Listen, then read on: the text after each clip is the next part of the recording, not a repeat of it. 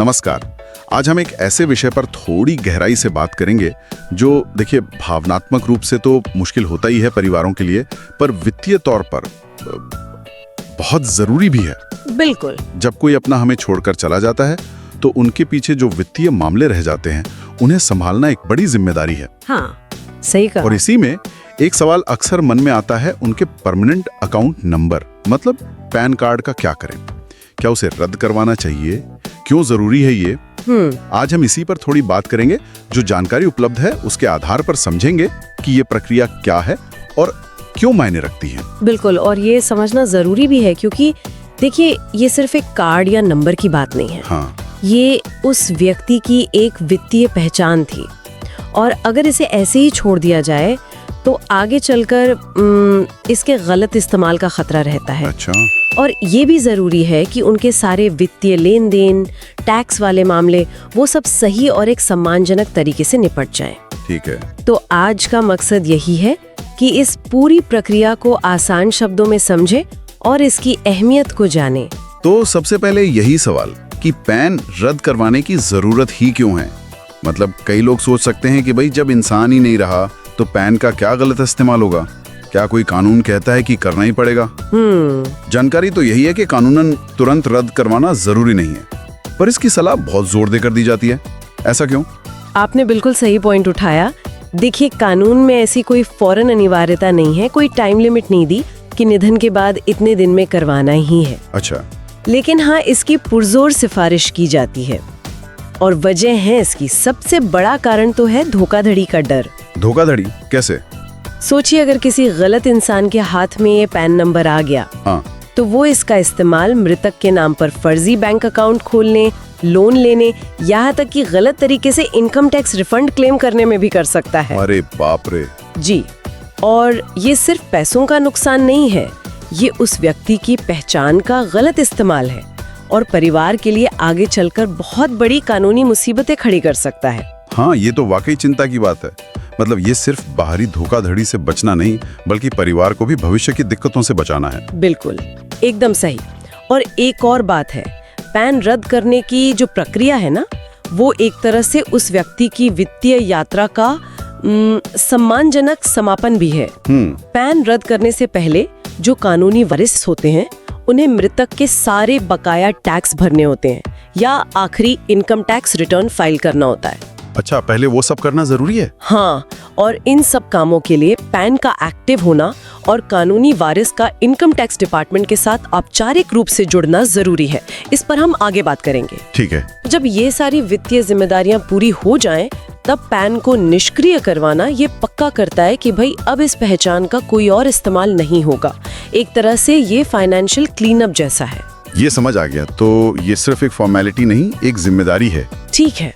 तो अगर परिवार ये तय करता है कि हाँ पैन रद्द करवाना है, तो फिर करना क्या होगा? क्या तरीका है इसका और क्या क्या कागजात लगेंगे? हाँ, तो इसका एक तय तरीका है, वो है इनकम टैक्स डिपार्टमेंट के असेसिंग ऑफिसर यानी एओ के जरिए। एओ, असेसिंग ऑफिसर। जी, इसके लिए आपको कुछ जरूरी दस्तावेज चाहिए होंगे।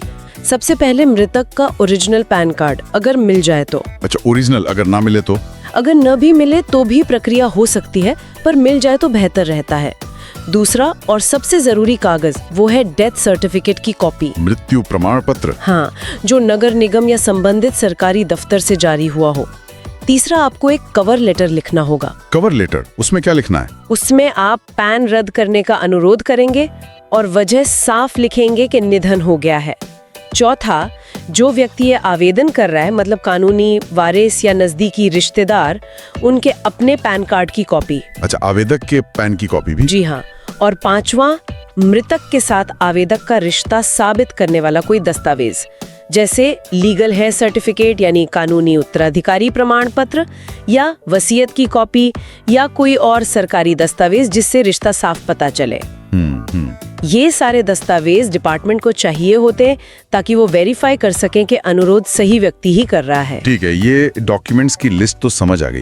अब इन्हें इकट्ठा करने के बाद क्या ये असेसिंग ऑफिसर एओ तक कैसे पहुंचना है? आवेदन देना कैसे? आपको एक फॉर्मल लेटर लिखना होगा ये लेटर मृतक के संबंधित एओ को एड्रेस करना है। संबंधित एओ मतलब जिसके दायरे में वो पैन आता था। बिल्कुल। इस लेटर में कुछ जरूरी बातें जरूर लिखनी हैं, जैसे मृतक का पूरा नाम, उनका पैन नंबर, जन्म तिथि अगर पता हो, मृत्यु की तारीख और पैन रद्द करने का साफ अनुरोध। ठीक।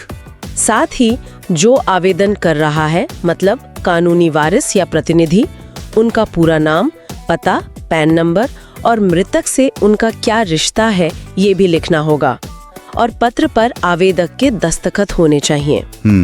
फिर इस लेटर के साथ सारे जरूरी डॉक्यूमेंट्स की कॉपी लगाकर आप या तो खुद जाकर एओ के ऑफिस में जमा कर सकते हैं। अच्छा, जाकर दे सकते हैं। हाँ, या फिर रजिस्टर्ड पोस्ट से भी भेज सकते हैं। लेकिन ये पता कैसे चलेगा कि सही एओ कौन है?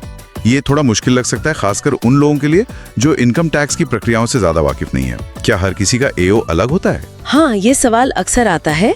हर पैन कार्ड होल्डर उनके पते या इनकम के हिसाब से इनकम टैक्स डिपार्टमेंट के एक खास जुरिस्डिक्शन वाले एओ से जुड़ा होता है।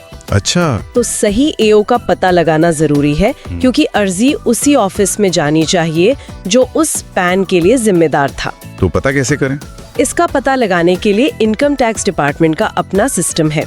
आप उनकी वेबसाइट पर नो योर एओ जैसा एक सेक्शन होता है, वहां से पता कर सकते हैं। वेबसाइट पर? हाँ, या फिर उनके हेल्पलाइन पे फोन करके भी मृतक के पैन नंबर के आधार पर उनके एओ की जानकारी मिल सकती है।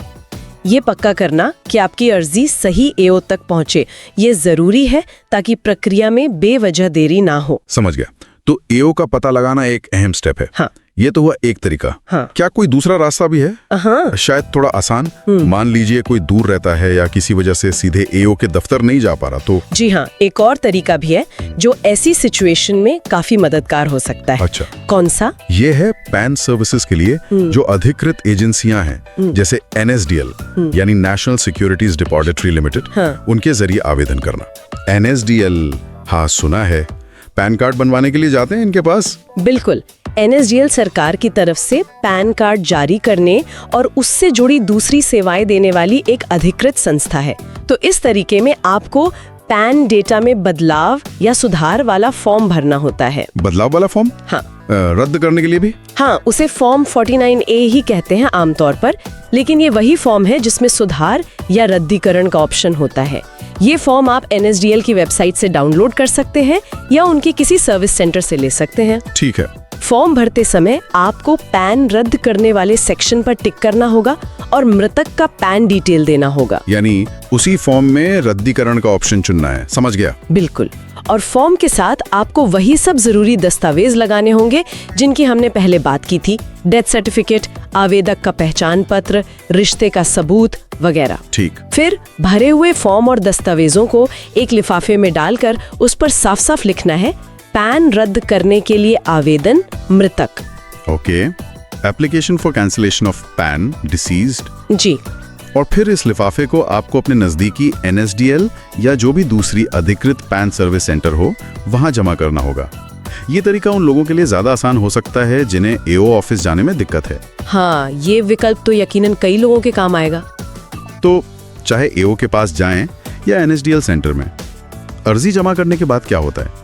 क्या डिपार्टमेंट से कोई खबर आती है कि पैन रद्द हो गया? कोई कंफर्मेशन मिलता है? देखिए, अर्जी जमा होने के बाद जो संबंधित अधिकारी है, चाहे वो एओ हो या NSDL के जरिए काम करने वाले, वो आपके दिए गए दस्तावेजों की जांच करेंगे। हाँ। सब कुछ ठीक मिलने पर वो पैन को डेटाबेस से डीएक्टिवेट या कैंसिल करने की प्रक्रिया शुरू करेंगे। पर यहाँ ये ध्यान रखना जरूरी है कि आपको हमेशा इसकी कोई फॉर्मल सूचना या कंफर्मेशन लेटर मिले, ये जरूरी नहीं है। क्या मतलब? कोई जानकारी नहीं मिलेगी? इनकम टैक्स डिपार्टमेंट की तरफ से खुद से इन्फॉर्म करने का कोई स्टैंडर्ड तरीका नहीं है इस मामले में। तो फिर पता कैसे चलेगा कि काम हुआ या नहीं?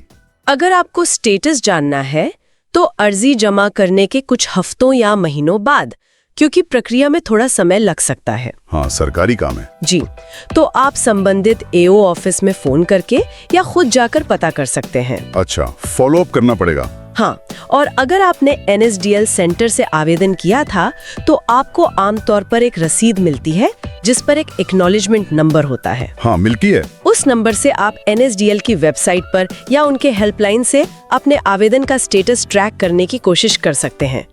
लेकिन आखिरी कंफर्मेशन के लिए एओ ऑफिस से पता करना ज्यादा भरोसेमंद हो सकता है। अच्छा, यानी खुद ही पता करते रहना होगा।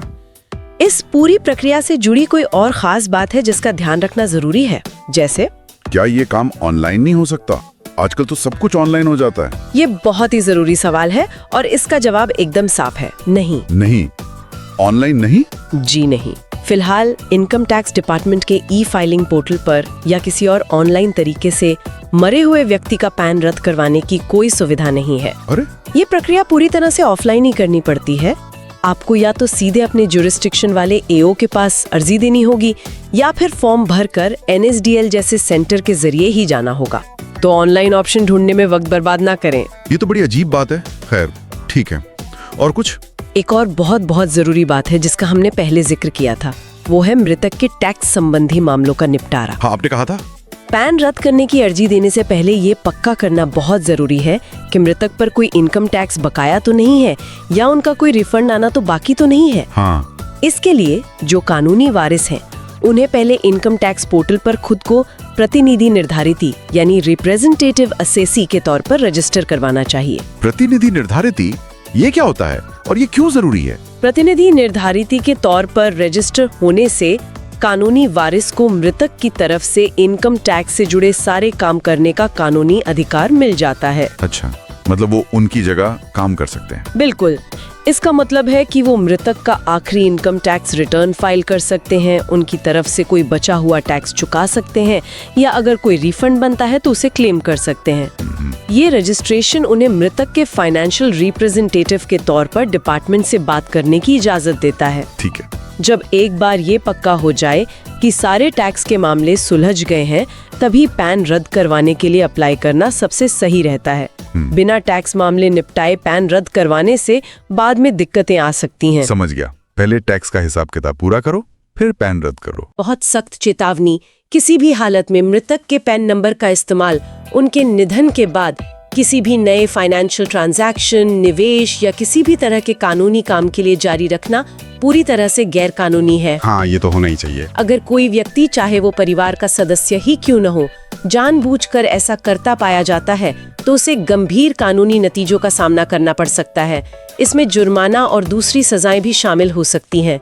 पैन व्यक्ति की पहचान है और मौत के बाद उसका इस्तेमाल जारी रखना कानून का साफ उल्लंघन है। ये सारी जानकारी सुनकर तो ये एकदम साफ हो जाता है कि ये प्रक्रिया सिर्फ एक फॉर्म भरने या कागज जमा करने से कहीं ज्यादा है। ये वाकई में एक बड़ी जिम्मेदारी निभाने जैसा है, जिसमें सावधानी भी चाहिए और सम्मान भी। आपने बिल्कुल सही समझा। निचोड़ यही है कि अपने प्रियजन के निधन के बाद उनके पैन को रद्द करवाना एक जिम्मेदार कदम है, जिसके कई फायदे हैं। ये उनकी फाइनेंशियल आइडेंटिटी के गलत इस्तेमाल को रोकता है। हाँ। उनके सारे टैक्स मामलों को ठीक से निपटाने का रास्ता बनाता है, परिवार को भविष्य की कानूनी और फाइनेंशियल दिक्कतों से बचाता है और हमारे पूरे टैक्स सिस्टम की इंटेग्रिटी बनाए रखने में भी मदद करता है। सही बात है। जो तरीका हमने डिस्कस किया उसे फॉलो करने से ये पक्का होता है कि ये काम सम्मानजनक तरीके से, कानूनी तौर पर सही और जितना हो सके बिना परेशानी के पूरा हो जाए। ये मृतक की फाइनेंशियल लेगेसी के प्रति सम्मान दिखाने का भी एक तरीका है। तो आज की इस पूरी बातचीत से जो खास बातें निकल कर आई हैं वो ये हैं, कानून भले ही फौरन पैन रद्द करना जरूरी ना कहता हो, पर धोखाधड़ी रोकने और फाइनेंशियल मामलों को सही ढंग से क्लोज करने के लिए ये एक बहुत जरूरी कदम है। हाँ। इसके लिए कुछ खास कागजात चाहिए, जैसे डेथ सर्टिफिकेट और उत्तराधिकार का सबूत। अप्लाई करने के दो मुख्य तरीके हैं, या तो सीधे एओ यानी असेसिंग ऑफिसर के पास जाएं या फिर एनएसडीएल जैसे सेंटर से फॉर्म भरकर जमा करें। और ये याद रखना बहुत जरूरी है कि ये प्रक्रिया ऑनलाइन नहीं हो सकती और अप्लाई करने से पहले मृतक के सारे टैक्स के मामले निपटाने जरूरी हैं, जिसके लिए प्रतिनिधि निर्धारिती बनना पड़ता है। बिल्कुल। और सबसे बड़ी बात, ये प्रक्रिया क्यों जरूरी है? धोखाधड़ी से बचाव और मृतक के वित्तीय मामलों का सम्मानजनक निपटारा। बिल्कुल। इस बहुत ही अहम विषय पर इतनी साफ और डिटेल जानकारी देने के लिए आपका बहुत बहुत धन्यवाद। इस बातचीत को खत्म करते हुए मैं बस एक ख्याल शेयर करना चाहूंगी जो आज के टॉपिक से जुड़ा है पर थोड़ा और बड़ा है। जरूर। हमने आज पैन कार्ड की बात की, जो एक ज़रूरी फाइनेंशियल पहचान है। लेकिन ज़रा सोचिए, आज की डिजिटल दुनिया में जब कोई इंसान हमें छोड़कर जाता है तो पैन के अलावा उनकी और कितनी डिजिटल पहचानें और डिजिटल फुटप्रिंट्स पीछे रह जाते हैं। हाँ, ये तो सोचने वाली बात है। उनके social media accounts, email, online banking profile, तरह तरह के सब्सक्रिप्शंस, डिजिटल वॉलेट्स, इन सब का क्या होता है? इन पर भी ध्यान देने की ज़रूरत है ताकि इनका भी गलत इस्तेमाल ना हो और मृतक की डिजिटल विरासत का भी सही तरीके से मैनेजमेंट हो सके। ये भविष्य में परिवारों के लिए एक बढ़ती हुई चुनौती भी है और सोचने का विषय भी। ये वाकई एक बहुत ही जरूरी और सोचने वाली बात कही आपने। हमारी डिजिटल पहचान के इतने पहलू हैं जिन पर शायद हम उतना ध्यान नहीं देते। इसी विचार के साथ हम आज की एक गहरी पड़ताल यहीं खत्म करते हैं। उम्मीद है यह जानकारी उन सब के लिए उपयोगी होगी जो इस संवेदनशील प्रक्रिया से गुजर रहे हैं या जिन्हें भविष्य में इसकी जरूरत पड़ सकती है। If you found this video valuable, please hit the like button and subscribe to the channel and set the bell icon to all for notifications. Feel free to leave a respectful comment. Vulgar or inappropriate comments will be blocked. See you in the next video.